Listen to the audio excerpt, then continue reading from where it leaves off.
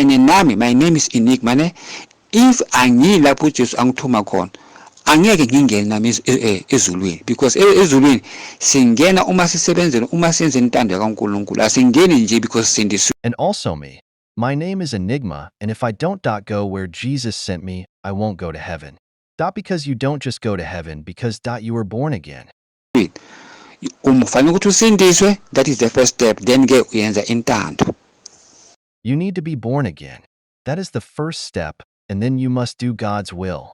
Well, beloved. Yebo umuntu oyi-one lapha e-TV bekumuntu omdala bese kakhulile and then la ezulwini uNkulunkulu ubanikeze iglory imizimba emisha abantu abasha then ubanikeze iglory bahle angithi ngikhulumile last time ngathi isikhumba sabo it is smooth like a plastic abantu basezulwini ikhumba zabo smooth like a plastic akunamuntu azososobana bathi lo uyakhula manje ezulwini bahlala babasha isikhumba sabo sihle njengeplastic and uJesu athi it is forever.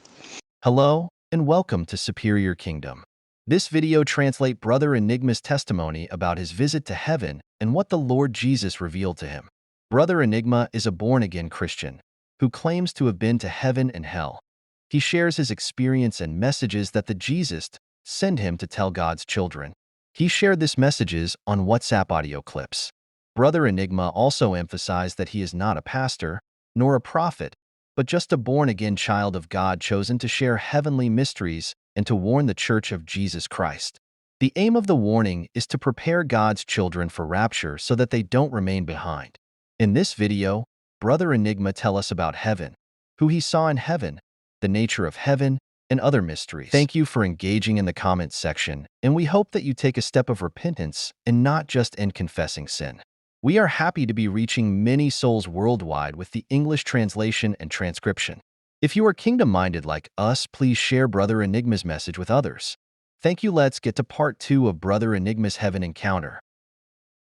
So uma umbuza uJohane ukuthi Johane manje inkosi leya yathi wena bakhawule inhloko yakho uma umbuza ukuthi bayikhawule kanjani inhloko yakho uzokutshela uJohane. So when you ask John about that king who cut off his head and asking how did he do it, John will tell you. The way izinto zenzakala kakhona ukuthi okay ngesikhathi bakhawula inhloko yami okay uNkulunkulu uthathe umoya wami before. He will tell you that okay. The time the cut off my head, God took my spirit before they could chop my head off. Ngesikhathi bangibamba bakhawula inhloko uJesu uthatha umoya wami before ukuthi ngingezwi ubuhlungu. So labantu laba kade bangisika ikhanda bangikhipha inhloko okay bengikhala ngimemeza kodwa ubuhlungu angibuzwanga because uNkulunkulu bekathatha umoya wami quickly. Okay, so he will tell you that Jesus took my soul out of the body quality before they could cut off my head. So yes, the body was crying out loud, but I didn't feel any pain.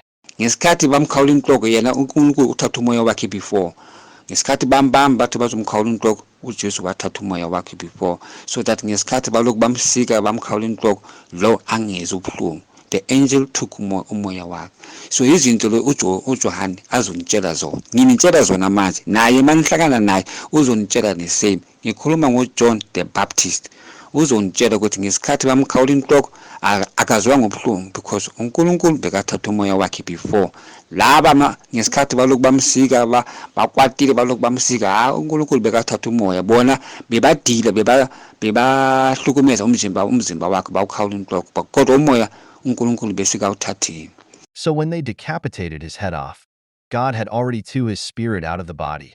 They were just dealing with the flesh, so he felt no pain. He will tell you when you meet him. Sazwana ke bazalwane izinto ezinjalo. So lapha emhlabeni lapha ezulwini nizosibona isihlahla leso sokuphila leso abazalwane badla khona babafika. Are we clear believers?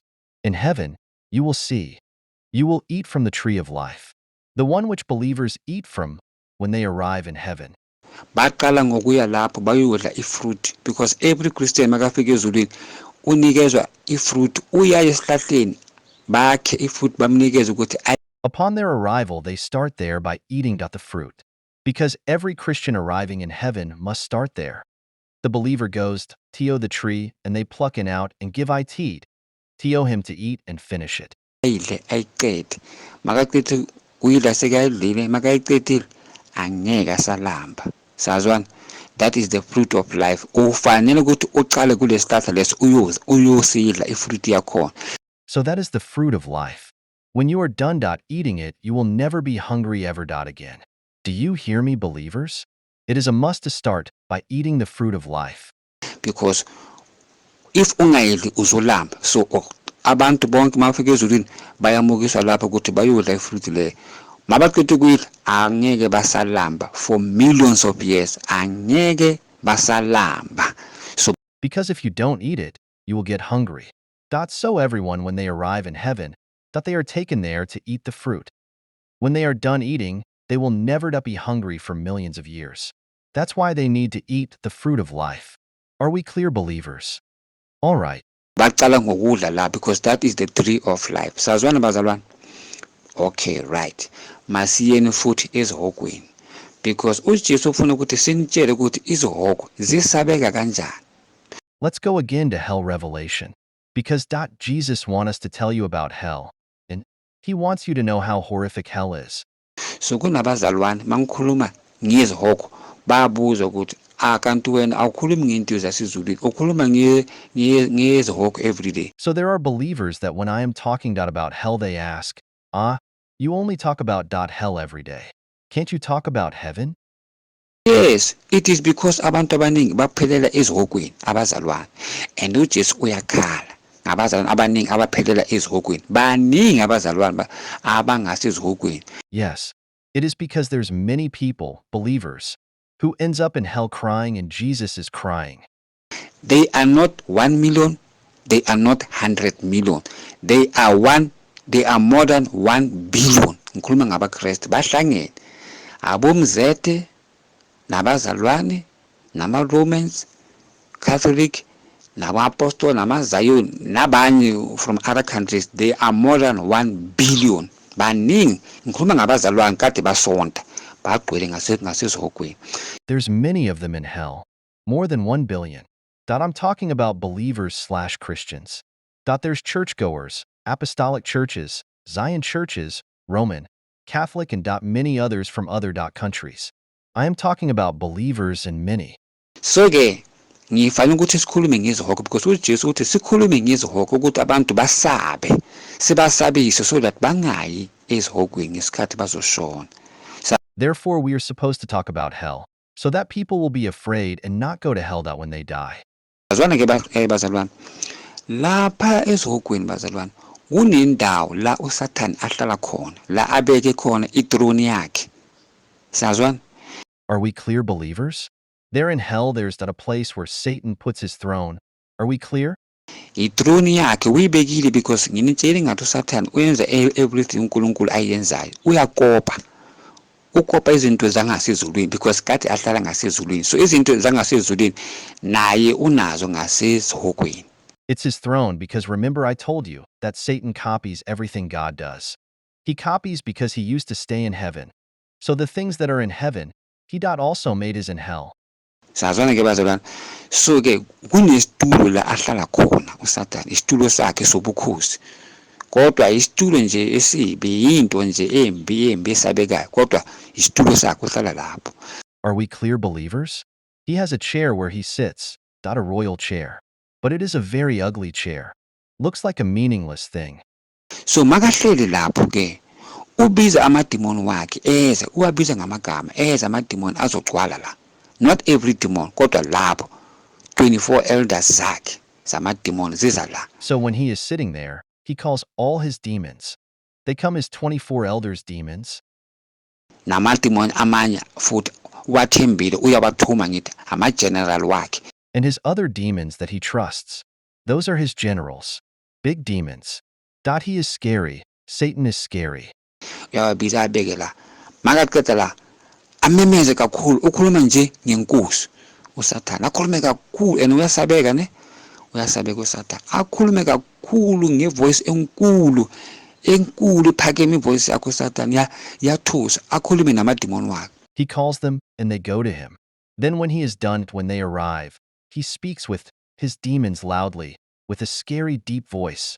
Satan is frightening. Athi abize nje idemoni alibize ngegama lalo. Idemoni lelo malizwe igama lalo liyasukuma. Even if kade angekho lapha idemoni lelo li somewhere busy ngale lishaya abantu, uma uSathane abiza igama lalo liyandiza, liyeza idemoni liyandiza chup ngespeed lize phambi kweSathane, because uSathane umaster wabo. He calls the demon, and it stands up.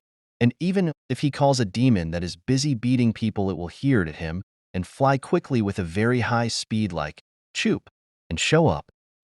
So that idemoni malifika uSathane liya phansi like thina masikhothama when we bow to worship the Lord. Nabo amademoni ayayenza kanjalo, they bow down to worship the devil. Then uSathane uthuma that demon, alithuma alitshele nje ukuthi hamba uye emhlabeni, hamba uye emhlabeni uyenza ukuthi abazalwane bangakhiphi tithe esontweni, gijima. When the demon arrives, it bows down before Satan. Just like when we bow down to worship God, the Satan sends the demon on earth to cause believers not to pay tithe. Makakhethe kusho kanjalo idemoni bazalwane alimoshi isikhathi, angithi master yabo ekhulumile indemoni liyandiza shoo. Immediately after the instructions, the demon wastes no time. Isn't it its master has spoken? It flies immediately like shoop.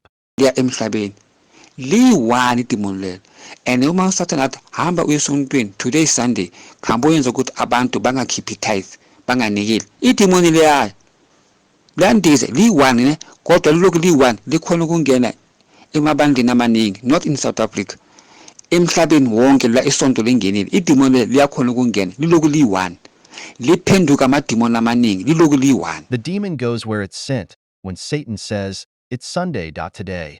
Go to churches and cause believers not to give and pay tithe." It flies. The demon comes to earth and enters the church, one demon, but is in many churches, the whole world.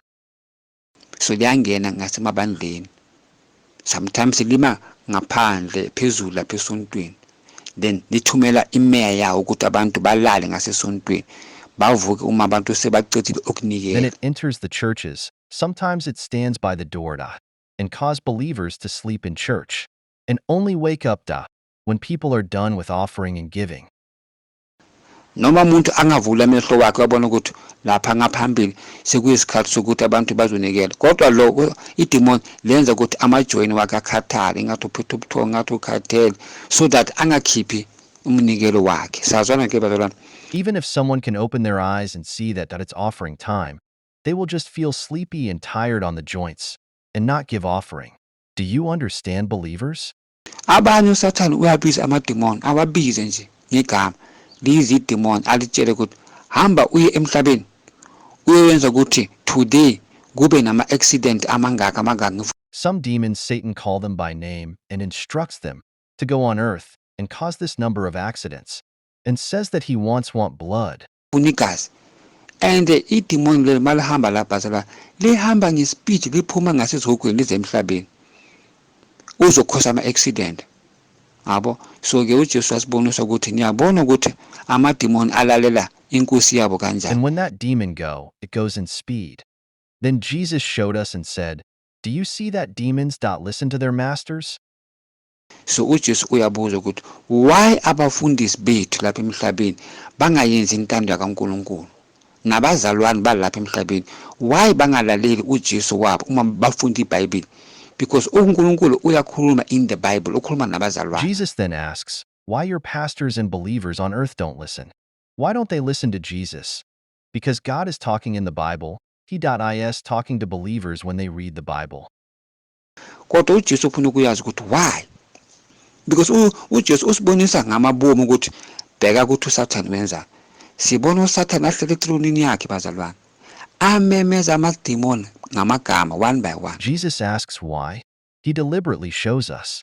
We see Satan sitting on his throne, believers calling demons one by one. Abatshele ukuthi wena hamba uyenza ukuthi amaflamashini awe, hamba uyowisa amaflamashini, ngifuna igazi eliningi. Iflamashini izowa. Masilalele i-TV sizozwa ukuthi iflamashini iwile abantu aba more than 200 300 bashonile. And instruct them and say you, go cause an aeroplane. Go crash, I want blood. You go do this. You go do that. The next thing you know, there's 200 people who died from a plane crash. Kule airplane. It is because uSatan uthume idemon eli-1 hamba uyokhosa ama-accident wama-flamashini ukuthi iwe ngifuna igazi eliningi, then abantu bayoshona abaningi. It is because Satan sends one demon to go cause a planned crash, demanding a lot of blood. Then a lot of people die. So uJesu uyasibona ukuthi athi uyabo amademon akaSathane ukuthi ayamlalela. So Jesus shows us that Satan's demons listen to him. So uJesu athi ngihlala ngikwatile because abantu bami bashona. Abafundisi nabazalwane abakhona ukuletha abantu abaningi ebandleni kodwa bonani lapha kaSathane. Idemon eli-1 liyenza ama-accident amaningi. Jesus said, do you see? I am also sad because the demons listens to their master, but pastors and believers don't listen to me. They can't even win souls for me. Idemon eli-1 liwisa i-fly machine, airplane, ephethe abantu abaningi bashone bonke, babakhethe ukushona bonke, abasindiswanga bonke banjalo. Imeya yabo iya esihogweni. One demon is able to make an airplane full of people crash, and everyone in it dies meanwhile. All of them are not saved. And as a result, they all go to hell. Igazi labo uSathane uyalithatha uyalifuna because uphuza igazi uSathane. So if uSathane afuna igazi uyatshela amademon wakhe hambani niye emhlabeni nenza ama-accident, hambani niye kuma night club ebusuku nenza ukuthi abantu babulalane, ngifuna igazi. Then amademon ahamba ayoyenza into leyo. Then Satan drinks their blood because he drinks blood. So Satan send them like, go on earth, I want blood at the clubs, cause accidents and so on earth. Then demons obey that. That's why thina masibhekele TV SABC ETV masibhekele ezindabeni sizozwa ukuthi eSoweto kubulelwa abantu eTavern, kufika abantu badubula lapho, kuphi kufika abantu badubula, kuphi abantu babulelwe badubuliwe bakaphe ngamaphanga bashona. Labo bantu labo ke idemoni lelo uSathane alithuma ukuthi liye emhlabeni. Uma uSathane athi hamba uyenza ukuthi abantu babulalane kulama tavern, idemoni liyeza. After a demon kills people, it collects blood for Satan. You will then hear on the news that someone in a tavern was a shooting and a lot of people died. Malifika angeke lona self libulala abantu, lingena phakathi kwabantu labo abahamba ebusuku ne abaphethe ibhamu. Umuntu aphethe isibhamu angene ngasethaveni adubula abantu.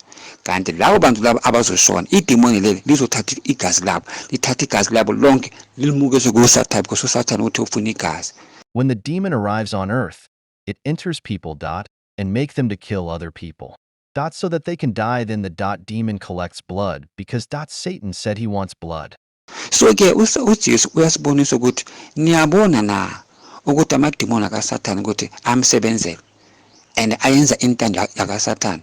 So uJesu uyakhala ufuna ukuyazi ukuthi why abafundisi, why abazalwane bangakhona ukuya house to house batshela abantu ukuthi basindiswe.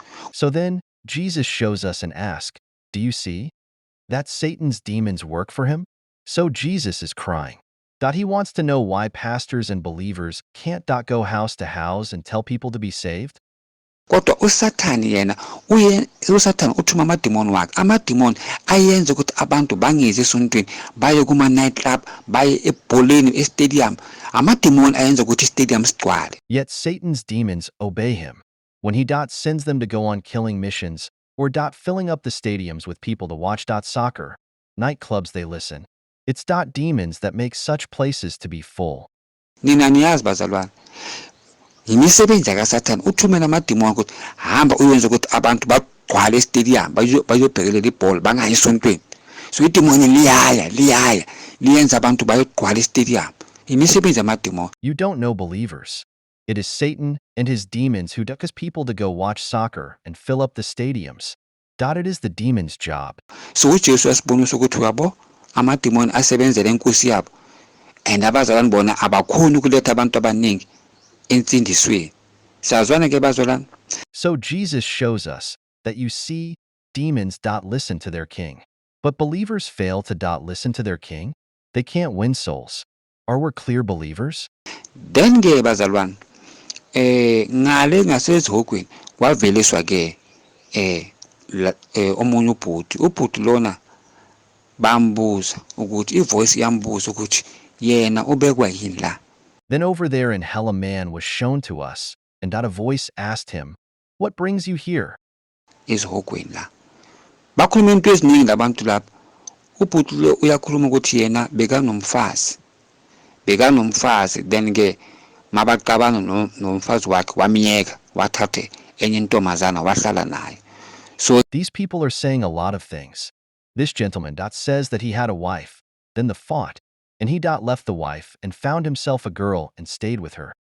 ke ushonile the way ashone ngakhona, so ulapho ezihokweni because ulahle umfazi wakhe wathatha omunye. So uJesu ziningi lezinto uyasibonisa ukuthi sitshela abazalwane. Then the man died the way he died, and that's how he landed in hell for divorcing his wife and taking another one. There are so many things causing believers to go to hell. So Jesus shows us to warn believers. Ukuthi once ushada umfazi angeke umdivorce. Umfazi wakho akafanelanga ukuthi ashadwe yenye indoda. So that's why uJesu athi akafuni idivorce. To warn believers that once you marry a woman, you can't divorce her. She is your wife, and that's why Jesus says that he doesn't want any divorce. Uma ushada umfazi hlala naye. Nawe sihlala naye ubhuti lo. Ungathi lo baba lo akasasebenza awusamfuni. No, because ukushadile you are one body. So when you marry a wife, stay with her. Also, you wives stay with your husband because you are married. You became one body when you got married. Ukuthi imali ayisekho ngasendini angeke uhambe namadoda amanye or uhambe nabafazi abanye because omunye akasasebenza imali ayisekho nizolamba ngasendini. No. If there's no longer money, maybe the husband no longer work, or the woman then you think you will starve in the house. No. You are one body, umzimba wakho loyo. Uma wena uhamba uhlala nenye indoda or uhamba wena baba ushada omunye umfazi, loyo umfazi omshilo lapha umzimba wakho. You are one body, you can't go stay with another woman or man. When you leave your wife, you've left your body. You are one body. So ke abantu abanjalo abangeni ezulwini.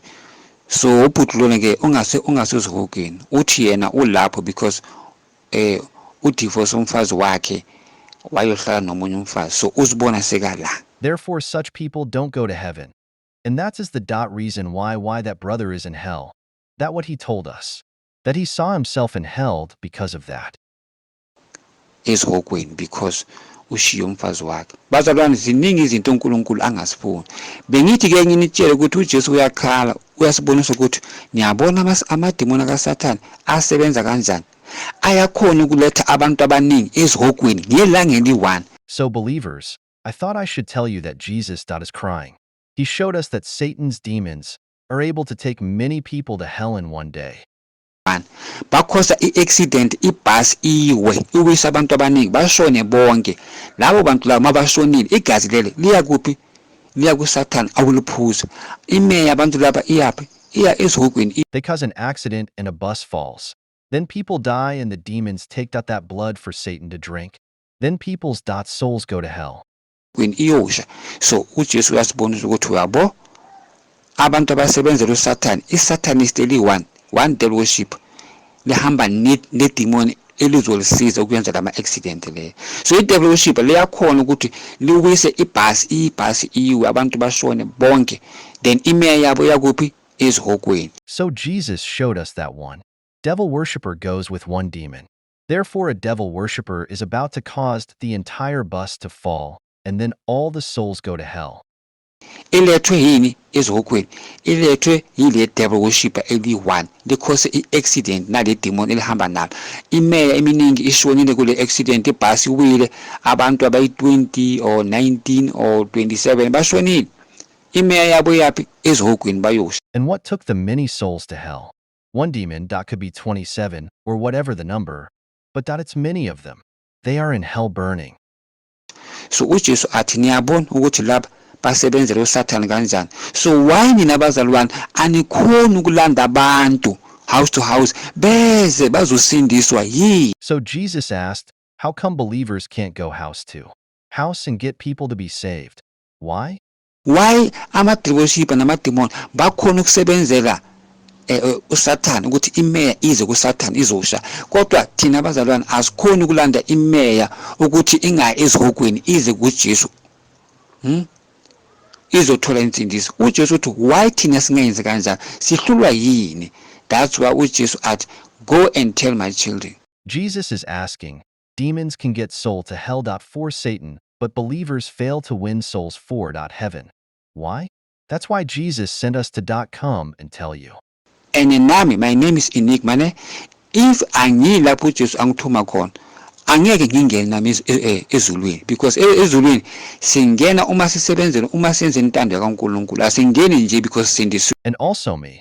My name is Enigma, and if I don't go where Jesus sent me, I won't go to heaven. Because you don't just go to heaven because you were born again. Umfanele ukuthi usindiswe, that is the first step, then ke uyenza intando. You need to be born again.